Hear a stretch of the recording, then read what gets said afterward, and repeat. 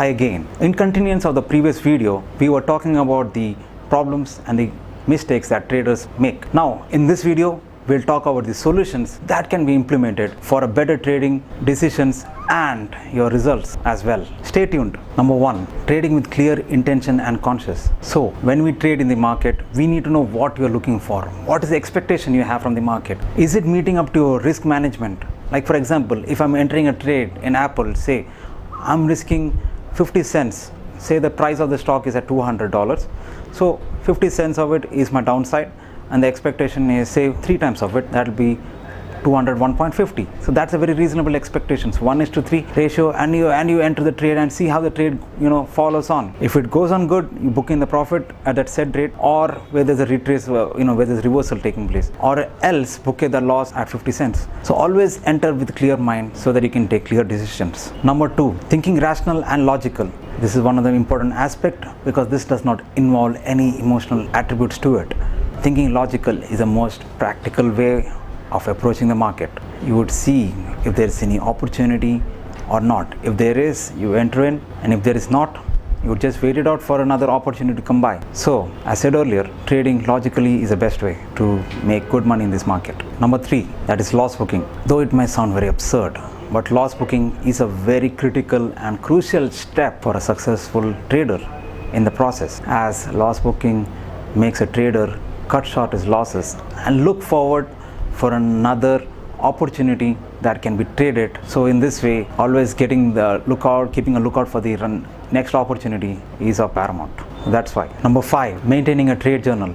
This is one of the important aspects which should be always kept in mind before entering a trade. You maintain a trade journal as to understand where your trade goes and give a feedback of it, of how it has gone, and is there any scope of improvement. By this, you get a constant feedback of how you develop and improve yourself over time. So this is one of the crux of becoming a successful trader.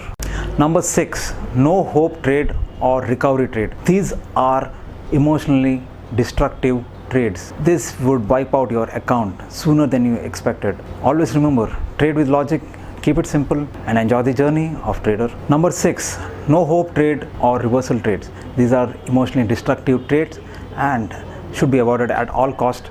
Remember to trade only with logic, as logic speaks louder than words. Logic is something that a trader must always follow with due diligence for making successful trades. Number 7, pre-market research. This is a very important thing. Now, for example, you go for preparation of an exam. You would of course do your research in the sense of you would study well for the exam, prepare up all your notes, get your material from online or other sources, something like that. So when you prepare for the trade, you would do similar research like that. Understand what are the sentiments which are running in that particular stock or in that sector that it belongs to, and also understand what is happening across the broader sector as well. See what are the news of the competitors or any new earnings or anything which could affect the stock, and identifying of the support and resistance levels across 5 to 10 trading sessions would give a good impetus of the trades that could be which could be followed or to be recognized, wherein efficient and good trades can be made. And lastly, practice and backtest your trade strategy.